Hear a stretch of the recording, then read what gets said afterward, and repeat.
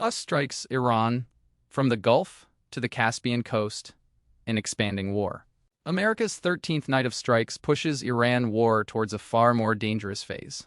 The United States has completed a 13th consecutive night of strikes against Iran, extending what began as a concentrated military campaign into a sustained attempt to weaken Tehran's command structure, drone forces, and ability to threaten international shipping. The latest attacks lasted more than 2 hours and struck targets across Iran, while Iranian forces answered with new operations against American military facilities elsewhere in the Middle East. This is no longer merely a sequence of retaliatory raids. The conflict is becoming geographically wider, economically more damaging, and increasingly difficult for either side to contain without appearing to retreat. What the United States targeted. U.S. Central Command said the latest operations struck Iranian military command centers, drone storage facilities, communications networks, coastal surveillance sites, and maritime capabilities. The declared purpose was to reduce Iran's ability to threaten civilian mariners and commercial vessels using the Strait of Hormuz. That target list reveals the Central American strategy.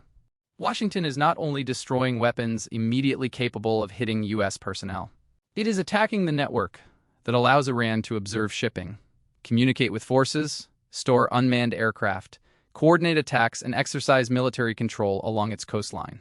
Reports indicate that the strikes extended from southern Iran towards areas close to the Caspian coast, suggesting a broader target set than a limited coastal suppression campaign. Sites in or around Gilan Province, Ahvaz, Bandar Abbas, and Qeshm Island have all been connected to the latest phase of American operations, although the precise scale of destruction at individual locations remains difficult to verify independently. The previous night's operation had already targeted maritime capabilities, missile and drone storage facilities, coastal surveillance systems, and air defense assets. U.S. forces have now hit dozens of military sites during July, while enforcing a maritime blockade that Washington says has redirected or disabled vessels attempting to enter or leave Iranian ports. How much damage has been caused? The physical damage appears substantial, but neither side has released enough verifiable information to calculate the full effect on Iran's military capacity. American strike footage shows precision weapons producing large explosions at unidentified sites, while Washington says the campaign is progressively degrading Iran's command, surveillance, drone, and maritime infrastructure. Iranian authorities have acknowledged attacks in several provinces, and reports from the latest operations said at least 4 people were killed in strikes affecting northern Iran and the Ahvaz area. Those figures remain provisional, and the absence of unrestricted access, reliable local communications, and independent battlefield assessment means the real casualty and infrastructure totals could be higher. The most important damage may not be a single destroyed building. Repeated attacks can force Iran to disperse aircraft, relocate drones, reduce radar activity, move commanders, abandon exposed communication systems, and rely on slower or less secure methods of coordination. That creates cumulative pressure.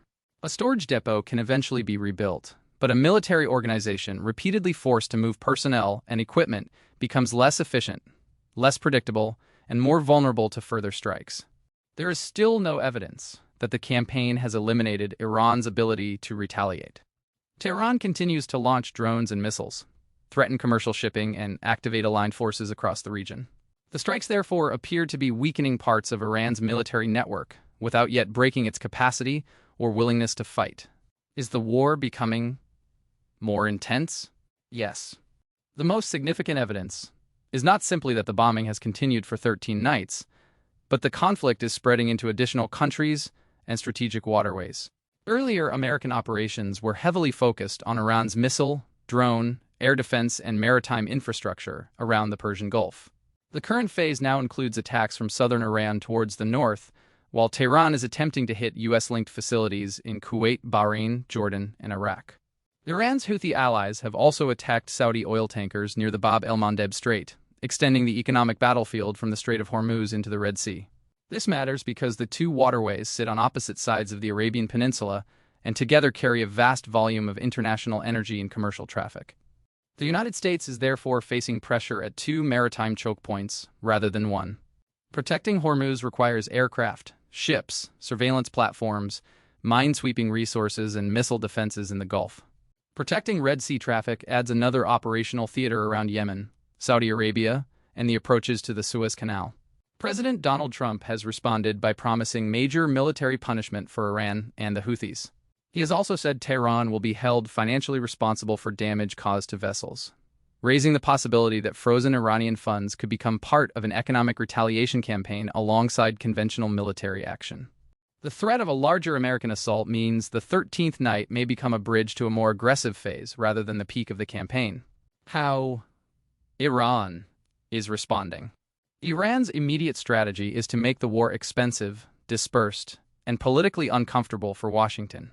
The Iranian military says it has launched drones against American facilities at Isa Air Base in Bahrain, Ayazrak Air Base in Jordan, and Camp Udari, Camp Doha, and Camp Arifjan in Kuwait. Tehran has claimed that fuel tanks, ammunition storage, equipment warehouses, barracks, and aircraft maintenance facilities were targeted. Iran has also claimed attacks against Ali Ai Salem Air Base in Kuwait and American-linked facilities in northern Iraq. Explosions and drone interceptions have been reported around several locations, but Iranian claims of destroyed ammunition depots and U.S. casualties have not been independently confirmed. Jordan reported intercepting 7 missiles and 6 drones without casualties or damage. That demonstrates the strength of regional air defenses, but every interception also consumes expensive ammunition and requires military personnel to remain at continuous readiness. Tehran has warned civilians in countries hosting American troops to stay away from U.S. military installations. This warning serves both a military and political purpose. It signals that bases across the region remain targets while increasing public pressure on Gulf governments whose territory supports American operations. Iran's broader response includes threatening or attacking shipping in the Strait of Hormuz, supporting Houthi pressure in the Red Sea, and maintaining the ability to launch relatively inexpensive drones against distant bases. It does not need to defeat the United States in a conventional confrontation. Its objective is to stretch American defenses, disrupt trade, raise oil prices, and persuade neighboring governments that hosting U.S. forces carries an unacceptable risk. What Iran is likely to do next. Iran is unlikely to answer American air power by attempting a symmetrical bombing campaign. It has fewer aircraft, weaker conventional air power, and greater exposure to U.S. surveillance and long-range weapons. Its more probable response is continued asymmetric escalation. That could include larger drone salvos, ballistic missile attacks, maritime mines, attacks on radar or desalination infrastructure, harassment of commercial vessels, cyber operations, and additional action by aligned groups in Yemen or Iraq. Tehran may also deliberately vary the intensity of its attacks. A limited operation against an isolated warehouse could be followed by a larger barrage designed to overwhelm missile defenses. Unpredictability forces Washington and its partners to protect dozens of potential targets simultaneously. The most dangerous possibility would be a successful Iranian strike, causing substantial American casualties. Such an attack would create enormous pressure on Trump to launch the major offensive he has already threatened, potentially expanding the U.S. target list from military facilities to energy, industrial, or government infrastructure. Iran could also increase pressure on Saudi Arabia. Houthi attacks on Saudi tankers create an indirect route for Tehran to impose economic damage while complicating attribution and retaliation. Washington has made clear that it intends to hold Iran responsible for future Houthi attacks, reducing Tehran's ability to distance itself from the consequences. The global economic threat. The conflict's most immediate global consequence is the growing risk to energy supplies and maritime trade. Brent crude moved above $100 a barrel after the attacks on Saudi tankers and the expansion of fighting around a second shipping route. The rise reflects fears that disruption could affect both exports from the Gulf and traffic moving between the Indian Ocean, Red Sea, Suez Canal, and European markets.